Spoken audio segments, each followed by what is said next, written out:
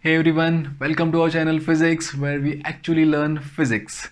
So, in today's lecture, we are gonna see what are plane angles and what are solid angles. Okay, see, in the previous video, I talked about SI unit system and we talked about 7 fundamental quantities that were introduced in the SI system. But at the same time, in SI system, two more supplementary quantities were defined, okay, by CGPM, okay, and those supplementary quantities are nothing but these plane angles and solid angles, okay, plane angle and solid angle. So in this lecture, we will understand, okay, what will be plane angle and what is nothing but this. So in this lecture, we will discuss what is a plane angle and what is a solid angle.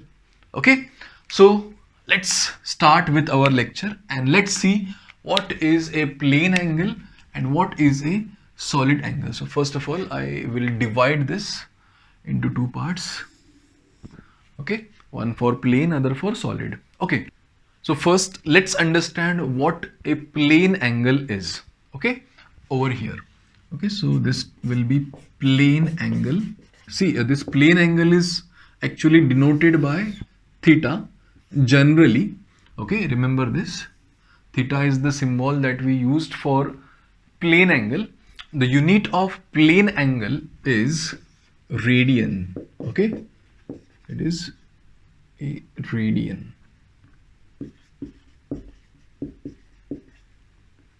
And its symbol is rad. Okay, this is how we do it. I mean, any angle, any plane angle is measured in radian or rad. Okay, so let's try to understand what this plane angle is. Okay, how you define this actually, what is the formula for this. Okay, so let's assume that we have one line here. Okay, something like this. Okay, somewhat like this. Let's say a line AB. Okay, let's say its length is L. Okay, let's say the length of this line is L. Now assume that there is a point over here. Okay, let's call this point O. Okay, so here is one point. Okay, randomly I have chosen, there is a point O. Okay, now you can see here that this line, okay, this line is going to subtend certain angle, isn't it? This line will subtend certain angle over here with this point O. Okay, so this angle, okay, this angle subtended by a line, okay, highlight this word line. The angle subtended by this line with a point is called as plane angle. I will show you how. See this. I will draw some lines from here. Okay, this one and this one. Okay, something, and you can see here that this line is subtending certain angle over here, and this angle is called as a plane angle theta. Okay, plane angle theta. So if this distance is r, let's say if this distance is r, okay, this distance is r, this is L, then we define theta as L upon r. We define theta as L upon r. Okay, so this is how we define this angle. Okay, plane angle, and it is measured in radian. Okay, I will give you one example, a familiar example that you already know. You must have heard about pi. Okay, pi, you have heard about this pi. Okay, the pi is actually an angle. Okay, if you know, generally pi is equal to 180 degree. Pi is equal to 180 degree. So degree is again a unit of angle itself. We measure angles, okay, in degree also. So this is also one of the units, isn't it? Okay, but this angle is not only measured in degree, but it is also measured in radian also, and this is the SI system actually. Okay, so over here, this 180 degree, if we convert to radian, it becomes 3.14. Okay, radian. You must have heard about this number, pi equal to 3.14, or in some books people have given it as 22/7. You can check. Okay, again that is in radians. Okay, these numbers that you see na for pi, these are in radians actually. 22/7, 3.14, these are radians actually. So pi is equal to 3.14 radian, 22/7 radian, and it is 180 degree exactly. Okay, so I hope this is clear to you how a plane angle is defined. It's very simple. You have a line, the line subtends certain angle with a given point. See, I can change the point. If I change this point, let's say here, now our line subtends a different angle, you can see. Okay, you can see here the angle is different. Why it is different? Because you can see the distance has changed. Now it is r dashed. Okay, so from this definition, now our theta becomes L upon r dash. You can see here. See, now the r dash is smaller than r, isn't it? Line is same, r dash is smaller than r, and that is the reason why theta has increased. You can see here. See here, the denominator has decreased. Here the denominator was greater. Here it is smaller. So some number divided by smaller number. Okay, and the same number divided by a bigger number. Which number will be greater? Definitely this number is going to be greater. You check that. Okay, for example, 10/2 and 10/5. See here, 10 divided by small, like this one, small number. Okay, and this 10 divided by 5, a bigger number. What is greater? See, this is 5, this is 2. Definitely this is greater. So this is greater. Just an example. Huh? So it depends on these numbers. Okay, so this is how we define any plane angle. Okay, this is how we define any plane angle. Angle subtended by any line.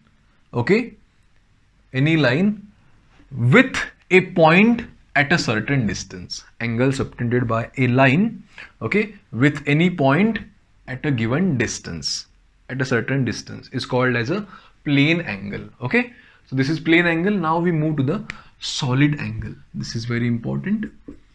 Okay, I would say in 11th standard you will not be using this solid angle. In 12th you will require this a little bit. Okay, so let's see solid angle, but yeah, it is in your syllabus right now, so it may be a part of your exams, so you have to understand this. Okay, so let's see what is solid angle. See, I told you to highlight this word line for some reasons here, because over here we consider a line and we check for the angle subtended by this line with a point. Here it is not a line. Here instead of a line we have an area. Okay, we have some area. So you can see, for example, I check or I take any random area. Let's say I take any random area. Okay, something like this. Let's say the value is area A. Okay, let's say the area is A, for example. Okay, one more thing, this solid angle is actually denoted by omega. Okay, remember this. Okay, and its unit is steradian actually. Okay, its unit is steradian and its symbol is SR. Okay, symbol is SR. So that is the unit. Okay, I hope you know this. Okay, so suppose we have this area. Okay, now again choose one point here. Okay, again choose one point somewhere, let's say here. Okay, now this is an area. Okay, take certain area. Okay, what you do is take certain area. Okay, now you can see to this area there will be some edges, isn't it? To this area there will be certain edges, isn't it? So what you do is, you have chosen one point O. Now what you do, join the edges, okay, join the edges or all the points on the edges with this point. Join all the points on the edges with this point, like this. See here, something like this, something like this. All the points, I am just joining few, I'm showing you few, but actually all the points have been joined here. Okay, all the points I have already joined. Okay, something like this, something like, yeah, this. Okay, you can check what I have done. Okay, from all the points of this area I have joined towards this point. Okay, so you can see a kind of a cone being formed, actually some kind of a cone. Like you must have seen an ice cream cone, you must have seen that bhel puri cone, isn't it? So imagine that in your mind, bhel puri cone. Okay, bhel puri cone. In bhel puri cone also you can see at the top we have a large area. Okay, at the top we have a large area, and at the bottom we have that small point, isn't it, sharp point.